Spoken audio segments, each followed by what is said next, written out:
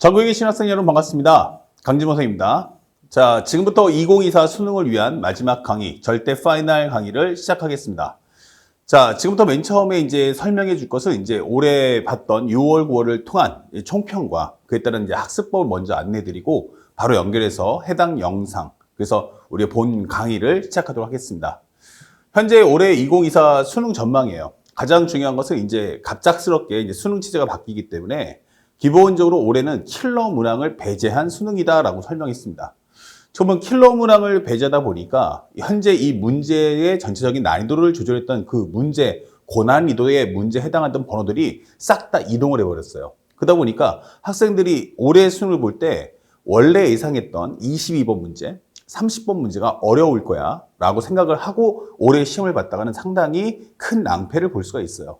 자, 그럼 문제에 대한 변화가 어떻게 생겼는지 먼저 설명해 줄 텐데, 첫 번째는 이제 공통영역을 본다면 1번부터 8번까지는 매우 쉬울 거예요. 그래서 학생들이 딱 보면 이거 할만한데? 쉬운데? 라고 생각할 수 있던 문제가 1번에서 8번까지 배치되어 있다. 그러니까 학생들이 1번부터 8번까지 문제 풀 때는 식도 짧을 거고 문제도 간결하게 풀릴 거다라는 걸 꼭 기억해 주시기 바라고, 두 번째는 이제 9번에서 11번인데 원래 같았으면 여기는 매우 쉬웠던 문제들이야. 근데 올해 수능은 쉬운 수능인데 변별력을 확보한대. 그 목표는 뭐냐면 해석하는 난이도는 낮추는데 변별력을 확보하겠다는 것은 실수를 유발시키겠다는 얘기예요. 좀 사람을 당황케 하고 기본적으로 실수를 많이 한다. 즉 써나가는 연산의 양이 많아질 거다라는 걸 본격적으로 보여주는 번호대가 바로 9번에서 11번까지입니다.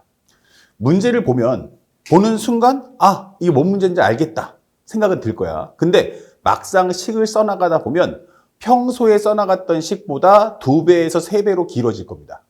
자, 그러다 보면 사람이 어떤 생각을 하게 되면 왜 나는 이 풀이 갑자기 길지? 이런 생각을 갖게 돼요. 그러면 다른 사람한테 물어볼 수도 없잖아요. 야, 너는 풀이가 짧았니? 이렇게 물어볼 수가 없거든요. 다시 말하면 연산의 길이가 길어지면 학생들은 많이 당황할 수밖에 없는 거예요. 자, 그러다 보면 내가 잘못 푼 게 아닐까라고 또 당황할 수도 있는 거고, 하지만 올해는 9번부터 11번까지가 연산은 상당히 길어질 거다. 내용은 쉬운데 연산의 양이 길어짐으로써 풀이 과정에 대한 풀이에서 당황하지 마라. 원래 긴 거다라고 생각하시고 꼼꼼하게 푸는 연습을 하세요. 대신에 이제 꼼꼼하게 문제를 풀다 보면 생각보다 2~3배의 양이 필요하다 보니까 시간이 오래 걸릴 거다. 그러니까 여기서 제일 중요한 건 멘탈을 꽉 움켜쥐시고 당황하지 마세요. 원래 이 문제 번호대가 연산이 길 거다라는 걸 다시 한번 강조해 드립니다. 자, 그리고 이 12번에서 15번까지 선생님이 중요한 표시 줬지만 여기가 올해 수능에서 가장 킬러 난이도의 문제들이에요. 그래서 기본적으로 12번에서 15번 잡았지만 실제는 13번, 14번이 어렵거든요. 하지만 12번부터 예고편 때리면서 15번은 좀 할만한데 이렇게 배열되어 있어요. 13번, 14번이 어려울 거야. 하지만 상황에 따라서는 이 번호대가 이동을 해서 15번이 어려울 수도 있죠. 그러니까 다시 말하면 객관식 문제에다가 어려운 문제를 다 쏟아붓겠다라고 선포한 겁니다. 그러니까 해석도 길 거고 연산도 좀 어려울 수 있다는 걸 꼭 기억해 두세요. 이 얘기는 뭐냐면 쉬운 수능인데 변별력을 확보하겠다. 가장 중요한 건 전국에 있는 모든 평균 점수를 올리겠다는 얘기예요. 보통 어려운 문제는 주관식에 있다 보니까 애들이 문제를 풀다가 답이 안 나오면 포기를 할 수 있지만 객관식은 어때요? 찍을 수 있잖아요. 그에 따라서 오답률이 보통 한 15%에서 20%까지도 왔다 갔다 할 수 있다는 거예요. 자, 그래서 학생들이 만약에 문제 풀다가 안 되면 찍어라. 이런 게 올해 수능의 컨셉이에요. 그러니까 학생들은 30번 문제 중에서 절반도 안 나갔는데 문제가 왜 이렇게 어렵지라고 당황할 수 있지만 항상 올해 수능의 가장 어려운 문제 번호대가 13번, 14번. 조금 더 확장하면 12번에서 15번까지가 가장 어렵다라는 생각을 꼭 갖고 들어가시기 바랍니다. 아시겠죠? 만약에 15번까지 문제를 다 풀잖아? 그럼 꼼꼼하게 풀게 되면 대략 소요 시간이 한 40분에서 45분 정도 걸릴 수 있어요. 길면 50분까지 걸릴 수 있는 거지. 자, 이렇게 되면 아직 30개 중에서 반도 못 봤는데 벌써 시간을 50분 썼다고 하면은 뒷부분에서 당황하고 서두를 수밖에 없어요. 그러다 보면 실수가 많이 발생할 수밖에 없는 게 올해 2024의 가장 중요한 특징이다라는 점을 꼭 기억하시기 바랍니다. 자, 그에 따라서 이 과정이 끝나고 나면 학생들 느낄 거야. 아마 9월 모평도 봤지만 16번에서부터 22번까지 주관식인데 여기는 좀 이거 왜 이렇게 쉽지? 이거 할만한데? 라는 생각이 많이 들 거예요. 그래서 쉬운 문제들은 주관식이다. 어려운 문제는 객관식에다가 모두는 모아놨다 생각하시고, 그럼 올해 수능의 전략을 세울 때는 객관식이 어렵고 주관식은 매우 쉽다라는 생각을 가지고 여유 있게 문제를 푸시기 바랍니다. 나중에 이거 시간 다 합치잖아? 그럼 그렇게 시간 오래 안 걸려요. 다만 어려운 문제가 앞번호에 있다는 점을 꼭 주의하시면서 서두르지 마시고 꼼꼼하게 문제를 풀어달라. 이 점을 꼭 강조해 드립니다. 자, 선택 영역에 들어가 봅니다. 선택 영역에 들어가게 되면 가장 중요 키워드가 뭐죠? 확통이든 아니면 미적이든 기하든. 근데 전체 문제 다 분석해 보면요. 어디가 가장 어렵죠? 그러면 학생들이 전부 다 30번이 어렵대요. 근데 진실을 보면 23번에서 27번까지는 공부를 꽤 하신 분들이면 매우 쉽게 문제가 풀릴 거고요. 실제 객관식의 마지막인 28번이에요. 선생님이 볼 때 올해 수능의 결국 승패는 28번이 갖고 있다고 생각하셔야 돼요. 그래서 이 문제는 난이도도 좀 어렵지만 해석의 난이도도 어렵지만 연산에 써나가는 양이 장난이 아닙니다. 그러니까 당황하지 마시고 이럴 때는 정확하고 꼼꼼하게 푼다. 빨리 푼다가 아니고 정확하고 꼼꼼하게 푼다에 포커스를 두셔야만 28번 해결할 수 있고요. 주관식 문제가 2개인데 그중에 첫 번째 문제는 좀 할만합니다. 그러니까 쉬우니까 당황하지 않을 거고 대신 30번 문제는 난이도가 좀 있죠. 난이도가 있는데 해석 난이도는 높지만 연산의 난이도는 평이에요. 그러니까 28번에 비하면 연산의 양은 절반으로 줄어듭니다. 그러니까 어려워하지 마시고 올해 수능에서 30번이 어려울 거가 아니고 28번과 30번 그중에서 28번이 훨씬 더 어렵다. 알았죠? 그래서 객관식 12번에서 15번 그중 13, 14 주간 현재 선택 영역에서는 기본적으로 28번에 조금 더 어려운 문제 배치될 예상이니까 이 부분에서 당황하지 말고 문제가 안 풀린다면 이게 올해 킬러 난이도구나 생각하시면 좋겠습니다. 아시겠죠? 그래서 이 문제 번호대를 정확하게 기억했다가 올해 수능 때 이 번호대에 혹시라도 흔들리는 마음이 있다면 그때 좀 더 안정감을 갖고 시험에 임해 주시기를 부탁드리겠습니다. 자, 전체적인 평을 해드리면 쉬운 수능인데 변별력을 확보했대. 이게 뭐야? 그러면 해석 난이도 낮추는데 연산량을 늘리겠다. 그러면 결국 뭐야? 목표는 실수를 유발시키겠다. 올해 수능은 실력 테스트 하는 게 목적이 아니고 나는 너에게 실수를 하게끔 만들어낼 거야 라고 생각하는 거예요. 그렇기 때문에 학생들은 조심할 것이 연산하거나 준식, 즉 암산하거나 준식을 쓰는 경우가 없어야 합니다.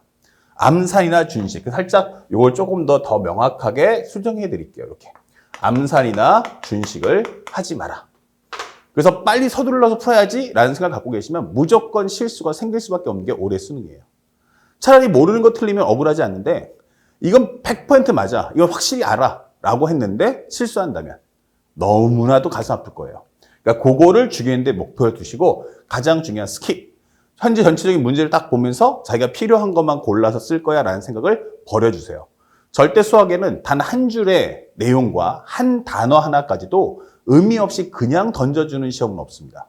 그렇기 때문에 하나하나마다 다 의미가 있다 생각하시고 정확하고 완벽하게 또박또박 해설지 만들듯이 문제를 풀어주시길 바랍니다. 알았죠?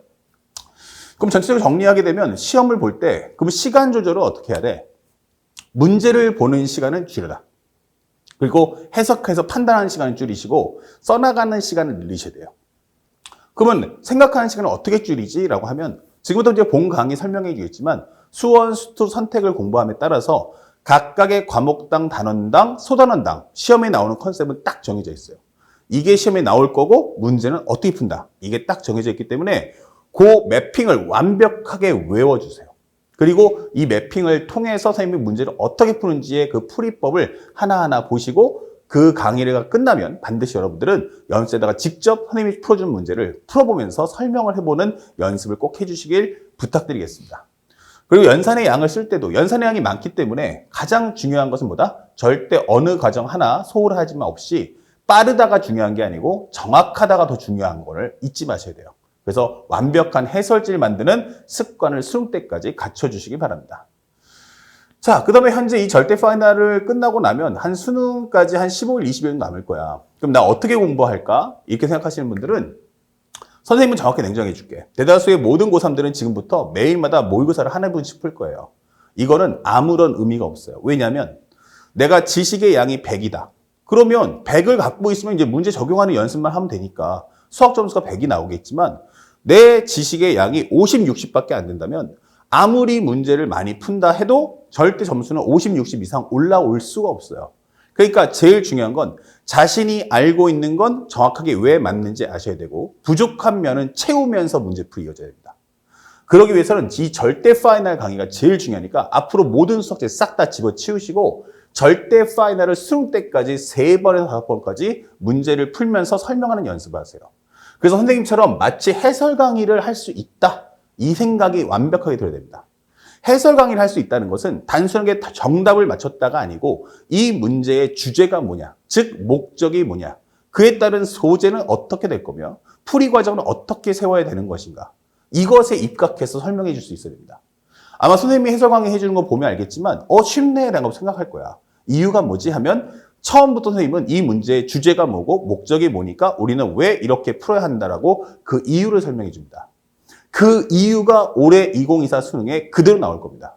그러니까 자신만의 풀이는 다 집어치우시고 무조건 선생님이 해준 대로 그대로 따라서 문제를 관찰하고 식을 써나가는 연습을 계속해서 반복해 주시기 바랍니다. 자, 그러다 보면 이 절대 파이널이라는 것은 전체 과정을 다 담은 게 아니고 올해 6월, 9월 포커스였기 때문에 만약에 예를 들어서 하나의 단원당 3가지의 문제 유형이 있어. 근데 6월과 9월에 2개가 나왔어요. 하지만 그럼 한 문제는 안 나왔잖아요. 그러면 이게 안 나온다는 게 아니고 3개 중에서 2개가 나왔으니까 수능 때는 얘가 나올 거야 라고 암시해 줄 수도 있어요. 그렇기 때문에 항상 절대 파이널을 중심으로 공부를 하되 그것에 빠져있는 여집합, 이게 A라는 집합이면 이건 A 여집합이거든. 자신이 공부하는 과정에서 취약한 부분, 예를 들어서 점화식을 공부했는데 2문제밖에 없네, 나 좀 더 공부해야겠어 라고 하면 개념적 사고에서 자기가 필요한 점화식 문제만 한 8문제 정도 연속해서 풀면서 좀 더 강하게 단련하시기 바라고, 절대 파이널을 다루지 않는 문제 컨셉, 매핑은 다 해주겠지만 절대 파이널에서 다루지 않는 문제는 개념적 사고를 통해서 부족한 부분의 문제풀이를 좀 더 추가적으로 공부하시면 됩니다. 올해 수능은 무조건적으로 딱 이 2가지의 중심을 둬서 공부를 하시기 바랍니다. 이 2가지만 하시면 돼요. 그러면 여러분들 최소한 망해도 90점 이상은 나옵니다. 딱 여기에 포커스 두셔야 되지 단순한 문제풀이만 하는 것은 결코 바람직하지 않다라는 점 다시 한번 강력하게 말씀드리고, 이렇게 공부를 해놓고 나면 이거는 이제 과목당, 단원당, 유형별로 정리가 됐기 때문에 문제를 보면 이 유형이니까 이렇게 풀 거야 라는 기계적인 습관이 될 거예요. 하지만 실제 시험은 첫 번째, 100분이라는 제한 시간 내에 문제를 풀어야 되고요. 두 번째는 문제가 수원, 수투 이렇게 섞여 있기도 하고, 수원도 지수로그 함수, 삼각함수, 수열이 혼합되어 있단 말이에요. 그러니까 여기서 이 섞여 있는 문제를 빠르게 분리하면서 자기가 문제를 판독하는 연습을 하셔야 되니까 이 절대 파이널 겸적 사고를 하시면서 2일에 한 번씩은 현재 모의고사를 훈련해 주는 게 좋다. 그러니까 모르는 문제를 많이 풀려고 하지 말고 자신이 아는 것이 완벽한지를 확인하는 작업으로 모의고사에 임해 주시기를 부탁드립니다. 아시겠죠? 그 밖에 선생님 정규 강의 들으신 분들은 BTB라고 Back to the Basic 모의고사, 미니 모의고사 줬으니까 서로 엇갈리면서 모의고사, BTB, 모의고사, BTB 이런 식으로 공부하시면 훨씬 더 좋은 학습 효과를 얻을 수 있습니다.